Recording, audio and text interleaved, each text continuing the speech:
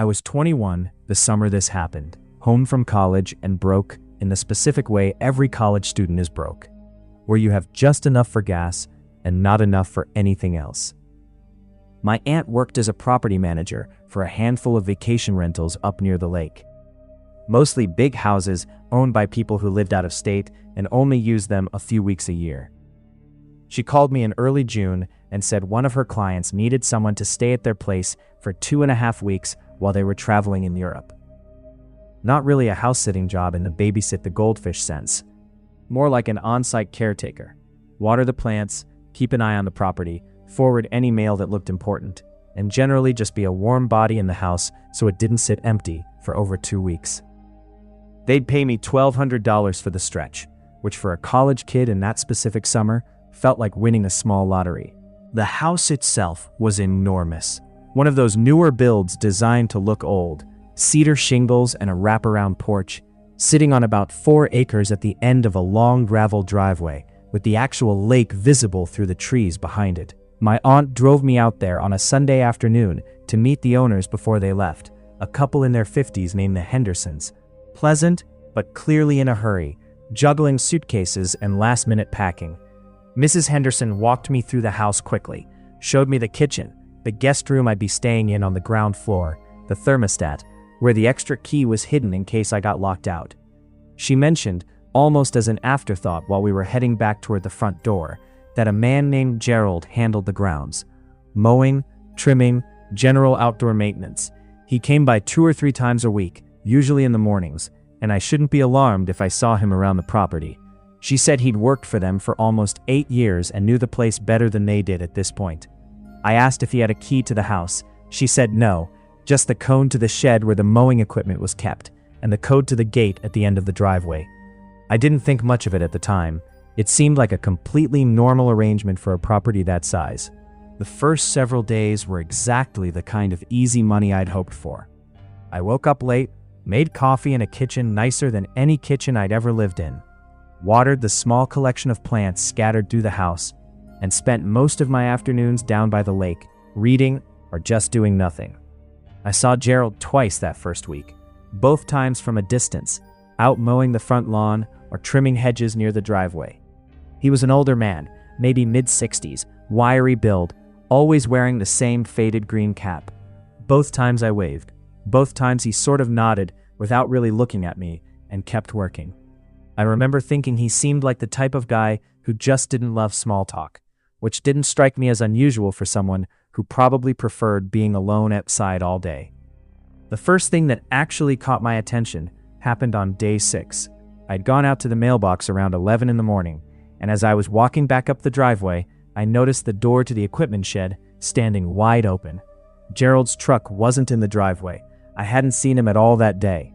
I walked over out of simple curiosity, expecting to see him inside doing something, but the shed was empty.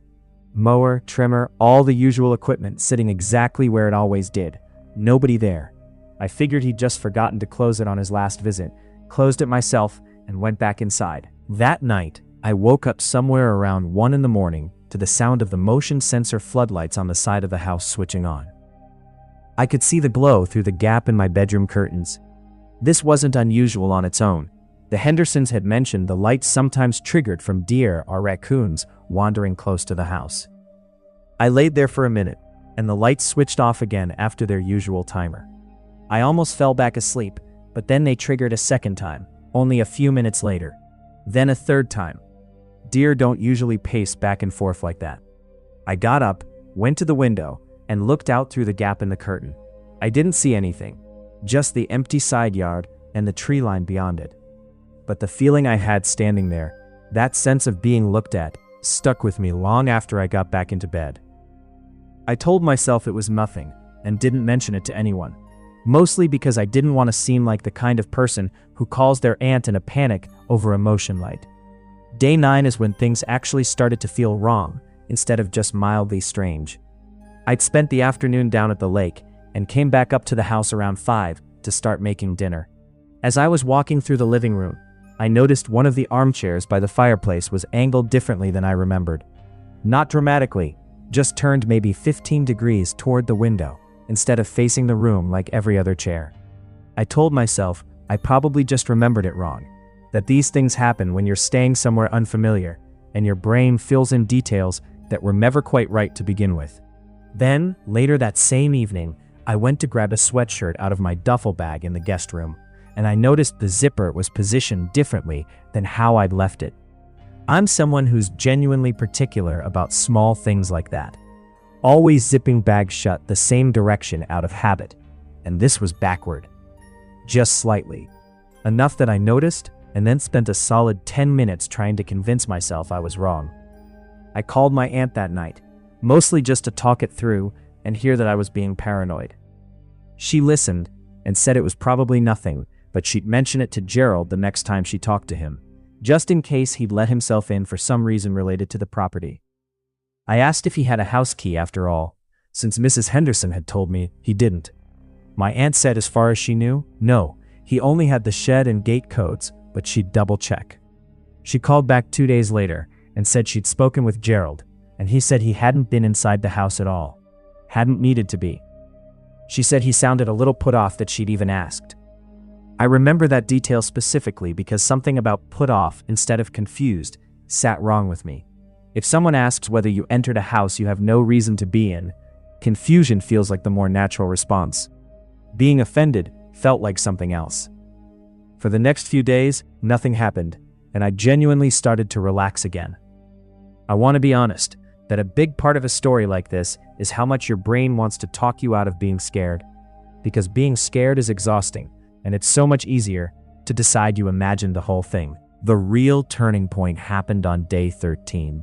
I'd set up one of those cheap battery-powered trail cameras that the Hendersons had left in the garage, originally meant for watching deer near the tree line, and I'd pointed it instead at the shed and the side yard, mostly out of curiosity after the floodlight incidents, not because I seriously expected to catch anything. I checked the SD card that evening on my laptop, mostly out of boredom. Almost all of the clips were exactly what you'd expect. Wind-moving branches, a raccoon at one point, nothing remarkable. But one clip, time-stamped at 2:47 a.m., 2 nights earlier, showed a man walking across the side yard toward the house, not toward the shed. He was moving at a normal, unhurried pace, wearing dark clothing, and even in the grainy night vision footage, I could tell it wasn't Gerald. Gerald was thin and wiry. This man was broader, heavier through the shoulders, and moved differently, a kind of stiff, deliberate walk. He walked out of frame in the direction of the back porch, the side of the house where my bedroom window was. I sat there staring at my laptop screen for a long time before I did anything. Eventually, I called my aunt, sent her the clip, and she said she'd call the Hendersons immediately, even though it was the middle of the night in Europe. She also told me to call the non-emergency police line for the county, since nothing was actively happening and it wasn't technically an emergency, just a concerning piece of footage from 2 nights prior. I did call, and a deputy came out the next morning, watched the clip, walked the property, and said there was no sign of forced entry anywhere, no broken windows, nothing disturbed that he could see. He said it might have been someone cutting across the property who didn't realize it was private land, which happens sometimes with the trail near the lake. He took a report, gave me a case number, and left. I remember thinking that a stranger stiffly walking directly toward the one window that was mine at 3 a.m. felt like a strange thing to explain away as an accidental shortcut. But I didn't say that out loud. I just said thank you and went back inside. I barely slept that night. I moved a dresser in front of my bedroom door, which I know probably wouldn't have stopped anyone determined, but it made me feel like I was doing something. Nothing happened. No lights, no footsteps, nothing on the new trail camera clip the next morning except wind and a rabbit at one point. By day 15, with only about 4 days left before the Hendersons were due back, I'd convinced myself the worst was over. Whoever it had been, maybe they'd been scared off, maybe they'd gotten what they wanted and moved on. Maybe it really had been some one-time trespasser cutting through. I want to be honest that by that point I was exhausted from being afraid and just wanted to finish the job and go home. That night, I woke up to the sound of the shed door. I know exactly what it sounds like because I'd opened and closed it myself days earlier, that particular metal scrape of the hinge. I checked my phone. It was 1:58 a.m. I laid there completely still, telling myself it could be Gerald, even though Gerald had never once come by at night in the 2 weeks I'd been there. The sound stopped. Then, maybe 10 minutes later, I heard footsteps on the gravel, slow and deliberate, moving from the direction of the shed toward the house.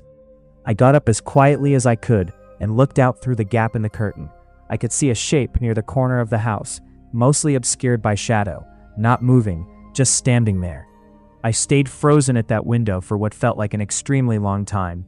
Eventually, the shape moved, walking toward the back porch, and I lost sight of it. I did not wait to see what happened next.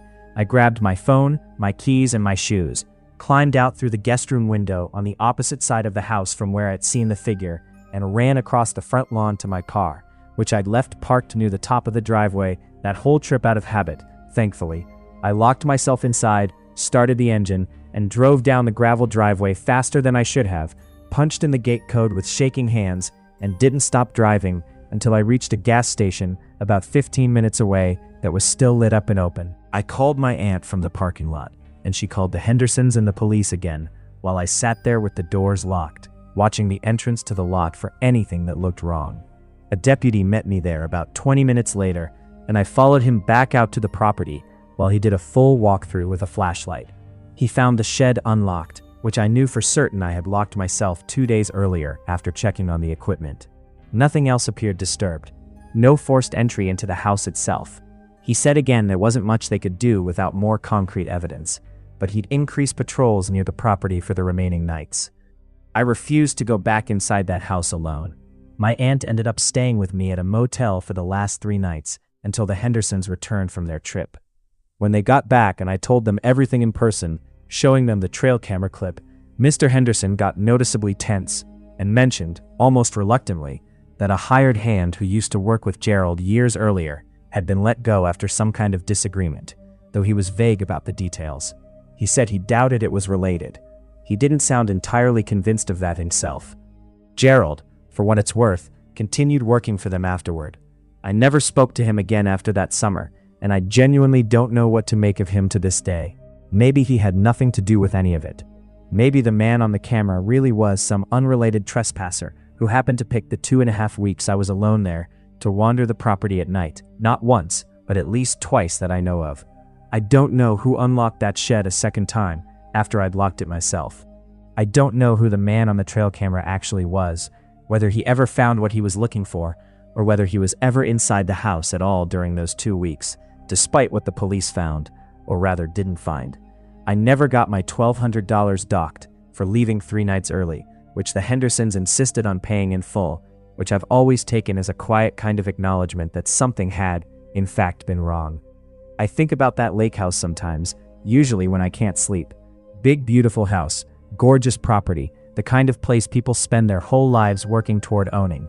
And somewhere in those 2.5 weeks, someone walked across that lawn in the middle of the night, more than once, toward the one window in the whole house that was mine, and to this day, nobody has ever told me why.